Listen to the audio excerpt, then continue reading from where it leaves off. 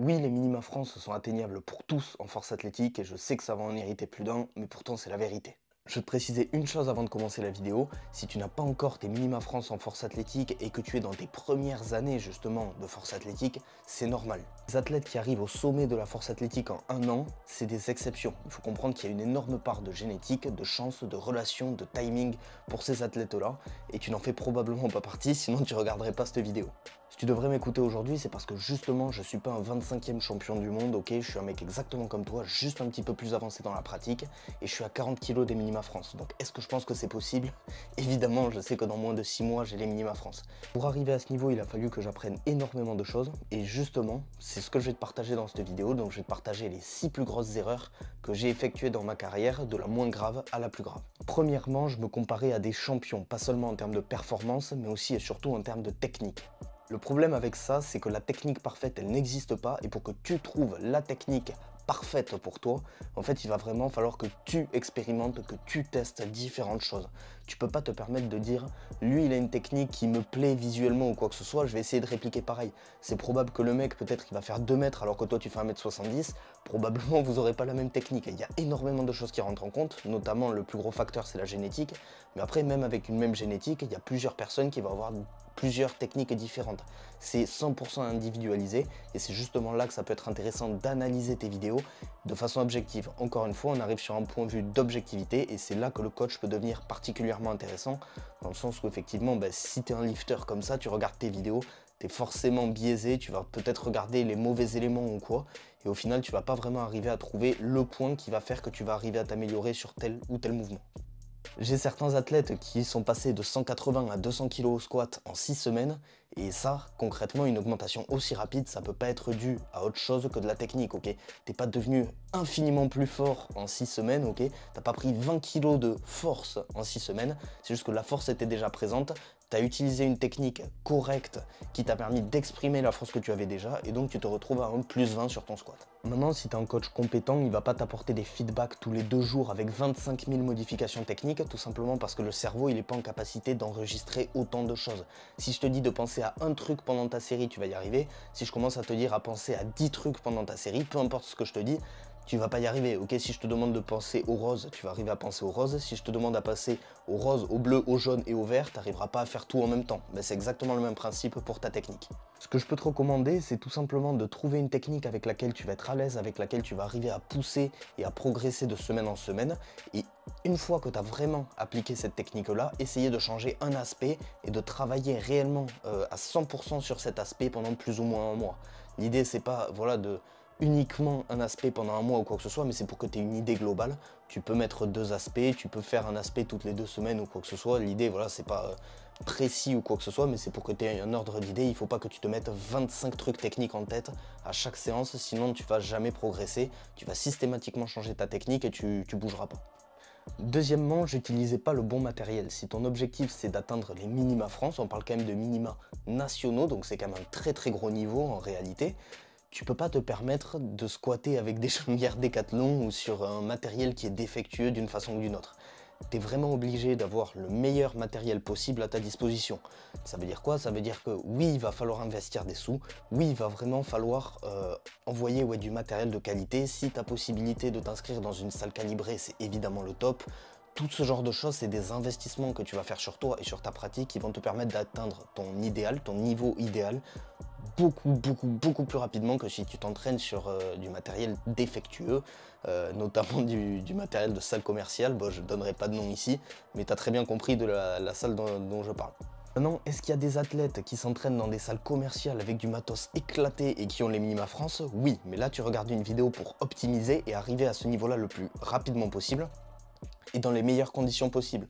Si tu dois t'entraîner tout le temps sur du matos éclaté, etc., effectivement, quand tu vas arriver en compétition, tu vas te dire sur certains mouvements, tu vas peut-être être plus fort parce que le matos sera mieux ou quoi que ce soit, mais au final, en fait, tu ne seras pas habitué à ce matériel et tu vas laisser énormément de kilos sur tes barres. Donc, autant t'habituer réellement et t'entraîner au quotidien sur du matos de qualité pour vraiment arriver à le gérer au mieux, à y être habitué, pardon, et vraiment arriver à performer le jour J. Troisièmement, je faisais des soirées tous les week-ends. Alors oui, encore une fois, J'imagine qu'il y a des athlètes qui ont les minima France, qui se mettent minables tous les week-ends et qui y arrivent, félicitations à eux. En tout cas, si tu regardes cette vidéo, encore une fois, tu ne fais pas partie, ok? Tu n'es pas une élite génétique ou quoi que ce soit, tu n'as pas cette chance, entre guillemets, donc tu peux pas te permettre en fait de partir avec un si gros décalage, un si gros point négatif. Si vraiment tu tiens absolument à continuer à faire des soirées, limite-les à tes 2 premières semaines de bloc, ok? Les semaines sur lesquelles tu n'as pas forcément besoin de travailler énormément, ou en tout cas ton intensité est entre guillemets légère, mais ne va pas faire des soirées quand tu es en semaine 4, où tu vas vraiment taffer extrêmement dur ou quoi que ce soit. Évidemment, ne va pas faire des soirées à ce moment-là, ça va saboter ta récupération et au final saboter ton bloc. On arrive maintenant aux 3 plus grosses erreurs que j'ai commises, en commençant par la première, la programmation. J'ai toujours été en auto-coaching, mais il y a quelques années, je ne savais pas tout ce que je sais aujourd'hui, et donc en fait, je me sabotais intégralement, donc c'est-à-dire que j'avais plus ou moins mes séries en volume qui montaient, mais mon max ne montait absolument jamais, et je n'arrivais pas à comprendre pourquoi, et ça me rendrait absolument fou, parce que je me retrouvais à faire 3 reps à 5 kg de mon max ou quoi que ce soit, et j'étais en train de devenir fou, je comprenais plus ce qui fonctionnait pas, etc. Et tu te dis que toute ta programmation est à jeter, alors qu'en réalité, il y a un énorme progrès, mais juste en fait, il manquait plus qu'à débloquer, entre guillemets, ce progrès-là. Et comme tu as pu le voir sur mes 6 derniers mois, je suis passé de 540 à 600 kg de total en seulement 6 mois.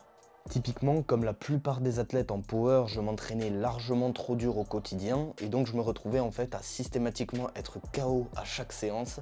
J'arrivais plus à progresser de semaine en semaine, j'essayais de faire de trop gros jumps.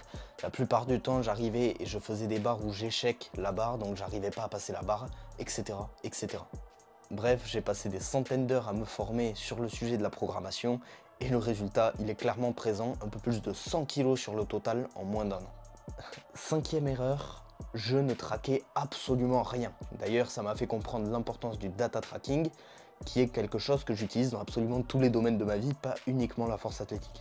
Quelque chose qui est extrêmement simple, c'est que plus tu traques de données pertinentes en rapport avec ton entraînement, ta récupération, les facteurs externes, etc., plus ton entraînement va aller au-delà. Évidemment, si tu t'occupes uniquement de traquer et faire des tableaux, ça va pas servir à grand chose, mais l'idée évidemment c'est qu'une fois que tu as ces données là, tu les utilises pour adapter ta programmation, pour adapter au niveau de ta récupération, etc. etc. Par exemple, si tu fais 20 000 pas sur une journée alors qu'habituellement tu as l'habitude d'en faire 2000, ben, tu vas te retrouver évidemment, si tu as du squat le soir, ça va être extrêmement compliqué. Non seulement parce que ben, du coup tu as perdu énormément de calories et donc c'est autant de calories que tu n'as pas pu mettre entre guillemets dans ta récupération, mais aussi et surtout parce que tout simplement tu as fait 20 000 pas et donc tes jambes sont fatiguées. Ça tu vois, il y a 2 facteurs extrêmement importants à prendre en compte. Et donc si tu te retrouves par exemple une journée à faire voilà 20 000 pas et que bizarrement le soir t'es éclaté au squat, faut pas se demander pourquoi, il y a quelque chose de logique. Et donc ça, ces données là, si tu les traques pas, en fait tu le sais pas, tu te dis oh j'ai eu une mauvaise journée, je comprends pas, j'étais pas bien, et en fait tu sais pas d'où ça vient. Alors qu'en fait si tu le traques, tu peux analyser et te dire ah ok, à ce moment-là, j'étais pas bon à cause de ça, donc si je me débrouille pour que cette situation n'arrive pas la prochaine fois, je serai bon sur l'entraînement. Et en fait, le plus tu fais ça avec toutes les situations possibles, le plus tu t'assures d'avoir un maximum de bons entraînements et donc un bloc qui se passe le mieux possible. Bon, j'ai été cool avec toi, je t'ai concocté une liste de quelques données pertinentes à analyser pour que tu puisses t'améliorer dans ta récupération notamment. La première chose, ça va être ton poids de corps. Donc si tu te lèves tous les jours et que tous les jours tu notes ton poids de corps, tu peux suivre l'évolution. Donc tu peux calculer est-ce que tu es en déficit calorique, en prise de masse ou en maintien. Ça s'avère extrêmement important tout simplement parce que si tu es en déficit calorique, tu prends pas de masse musculaire, ça va être compliqué d'arriver au niveau supérieur. Alors effectivement, tu auras toujours le facteur technique et le système nerveux, mais en soi, vraiment l'aspect musculaire, tu vas pas pouvoir faire monter ta masse musculaire et donc tu vas limiter tes progrès. Noter ton poids de corps tous les jours, pour moi, c'est quelque chose qui est essentiel. Numéro 2, les calories et les macros. On va pas se mentir, on performe pas de la même façon quand on a 4000 calories dans le bide que quand on en a 2000, ok? Et ça, c'est pas pour rien, c'est parce que tu as une certaine dose d'énergie qui va venir de par ces calories, et donc forcément, avec 2000 calories, tu seras moins performant qu'avec 4000. Jusque-là, c'est normal. L'idée en fait, encore une fois, comme le poids de corps, en fait, si tu le traques tous les jours, tu peux savoir combien de calories est-ce que tu manges tous les jours. En ce qui me concerne, je le traque assez rapidement étant donné que je mange exactement la même chose tous les jours de l'année. Mais si tu as une alimentation qui est un petit peu variée ou quoi que ce soit, n'hésite pas vraiment à faire ça, à traquer également au niveau de ton quota de protéines, de lipides, de glucides, etc. pour essayer d'avoir plus ou moins le même tous les jours et donc avoir les performances les plus réplicables possibles de séance en séance. Numéro 3, l'hydratation. Beaucoup trop d'athlètes se focalisent sur le fait de peser leurs aliments, de compter les macros, les calories, etc. pour au final oublier un des éléments les plus importants, l'eau. Faut pas oublier quand même que l'eau c'est 70% de ton corps, donc ne néglige pas cet aspect-là. Numéro 4, ton sommeil. Si tu peux avoir des horaires constants de sommeil, ne t'en prive surtout pas. Donc essaie si possible d'arrêter de scroller le soir tout le temps sur les réseaux ou quoi que ce soit. Peut-être arrête le téléphone 1 heure avant d'aller dormir. Débrouille-toi pour aller te coucher et te réveiller systématiquement aux mêmes horaires. Ce sera beaucoup mieux pour toi et tu auras un état de forme qui est vraiment constant, encore une fois, de séance en séance. Si une nuit t'arrive et tu dors 4 heures et la nuit d'après tu dors 8 heures, tu vas être beaucoup plus fort sur une séance et beaucoup plus nul sur une autre. Ça rend la programmation et la progression extrêmement compliquées parce que tu te retrouves en fait à avoir des choses qui sont jamais constantes, jamais pareilles et ça rend la progression très compliquée.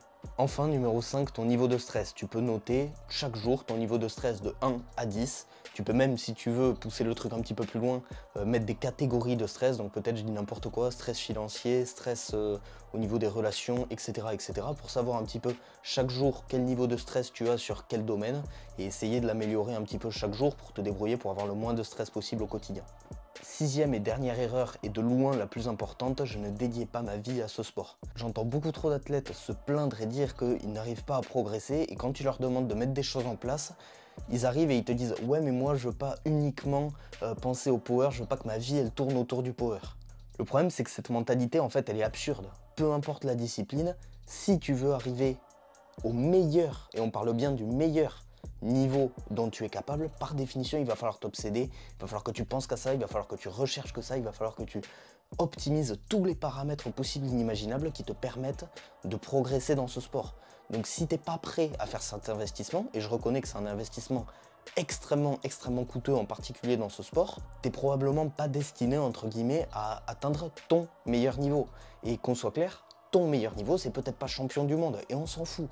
L'idée, c'est si vraiment tu veux atteindre ton meilleur niveau, il va quand même falloir que tu mettes un maximum d'actions en place, et si tu refuses de mettre ces actions en place, ta progression sera impactée. Cet argument, c'est un petit peu comme si demain j'arrivais et je te disais « je veux être millionnaire, mais je veux travailler uniquement 2 heures par jour ». Alors effectivement, il y a des mecs qui vont arriver et qui vont gagner au loto, mais pour l'extrême majorité des gens, c'est pas possible. Et ça passe également par ton travail. Ton travail, tu peux le changer, même si tu n'as pas de diplôme, d'accord? Tu peux te permettre demain d'arriver, de postuler autre part et d'avoir un travail peut-être un peu moins stressant, un peu moins fatigant que celui que tu as aujourd'hui. Ce sera probablement pas ton travail de rêve, mais peut-être qu'il sera un peu moins stressant, un petit peu moins fatigant. Et si tu évolues continuellement et que tu arrives à trouver un taf qui te permet de récupérer correctement, forcément, ça va absolument tout changer. Quoi qu'il arrive, tu vois, si je te donne un exemple, il te suffit de regarder n'importe quel athlète qui a fait Sheffield, je peux t'assurer qu'aucun athlète n'est maçon, aucun athlète est sur le chantier, aucun athlète est à McDo. Et c'est pas pour rien, c'est parce que ce sont des travails qui sont extrêmement stressants, extrêmement physiques, qui ne te permettent pas de récupérer. Donc tu ne peux pas atteindre ce niveau avec ce genre de travail, c'est tout simplement pas faisable. Pour te donner mon exemple personnel, j'étais dans l'armée pendant 3 ans et je me suis retrouvé à faire des footings tous les matins de 10-15 km. Et forcément, quand tu arrives sur ton squat à la fin de la journée, en fait, tu es complètement éclaté. Je suis resté bloqué à 140 kg au squat pendant plus de 6 mois. J'ai quitté l'armée, 6 mois plus tard, je squattais 200 kg. C'est aussi simple que ça. Chaque travail ne te permet pas d'avoir une récupération adéquate. Ça, c'est hyper important à comprendre. Tout ça pour dire que si tu veux réellement devenir le meilleur athlète possible, il va falloir que tu fasses des changements dans ta vie actuelle. Et si tu n'es pas prêt à faire ces changements, c'est ok. Mais ne viens pas te plaindre de ne pas pouvoir atteindre les minima France. Je terminerai cette vidéo en disant que les progrès, ça prend du temps, je suis d'accord, mais il faut arrêter d'essayer de te dire que ok, ça marche pas aujourd'hui, dans 3 ans peut-être, à force de le faire, ça fonctionnera. Si ton plan il fonctionne pas, même pas un petit peu, d'un bloc à l'autre, change, ok? Adapte, essaie de changer peut-être quelque chose dans ta programmation, quelque chose dans ta nutrition, dans ta récupération, dans ton sommeil, quoi que ce soit, il y a énormément de choses que tu peux impacter. Il faut vraiment que tu te focalises sur l'intégralité de ces choses-là si tu veux progresser. Abonne-toi pour ne pas rater mes prochaines vidéos qui t'aideront personnellement à prendre en force.